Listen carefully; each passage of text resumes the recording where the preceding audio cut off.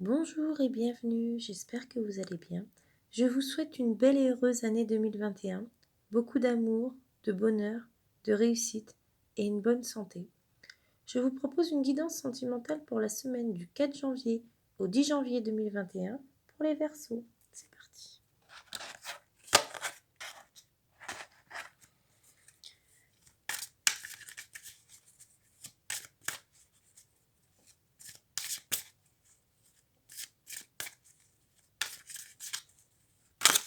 Ah, bon. Donc, les cartes sont sorties. Il y a deux cartes qui sont sorties d'elles-mêmes, donc je les mets de côté et on les interprétera après. Il me manque une dernière carte. En ce moment, j'ai l'impression que sur les tirages, les cartes sortent d'elles-mêmes.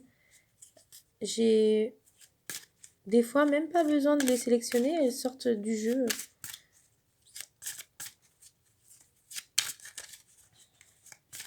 Alors, je vais juste couper et sélectionner une dernière carte. Car on en a déjà deux qui sont sortis, donc il en manque plus qu'une seule. Donc, je vais prendre celle-ci. Voilà. Donc, les trois cartes. Les suivantes. Première carte. Poids de la famille. Cette carte signifie que vous pouvez vous retrouver dans une situation sentimentale qui ne vous permet pas d'être vous-même, car il y a une forte pression de la famille. Ce n'est pas forcément votre famille, cela peut aussi être celle de votre âme sœur.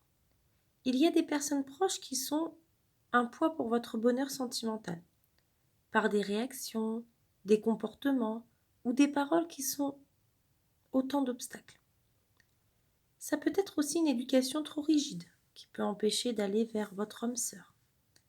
Cela peut être aussi des attentes qu'ont des proches pour vous, mais qui ne correspondent pas à vos véritables envies. Vous pouvez aussi être en lien avec une personne qui a un passé familial lourd ou qui doit régler des problèmes familiaux. Il faut que ces poids familiaux soient réglés pour que la situation se décante. Si ce poids est en lien avec vous, délivrez-vous de votre passé familial ou des membres de votre famille qui sont intrusifs en ce qui concerne votre vie sentimentale. Vous seul savez ce qui est bon pour vous, alors faites-vous confiance. Ce qui compte, c'est ce que vous souhaitez.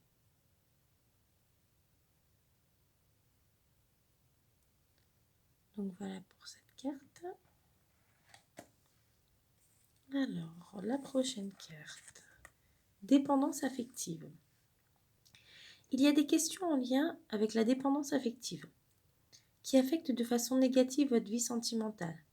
Donc peut-être qu'il y a un lien peut-être avec la carte précédente.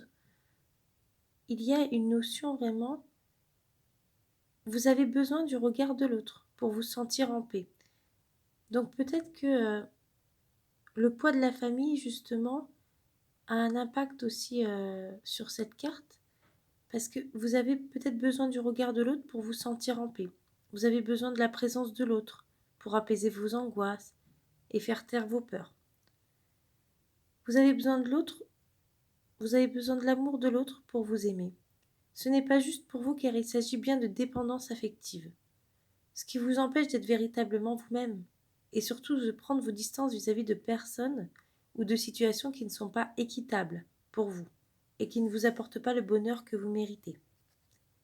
Si vous sentez que vous êtes dépendant d'une personne que vous aimez, alors il faut vous libérer de cette dépendance affective. Voilà. La troisième carte.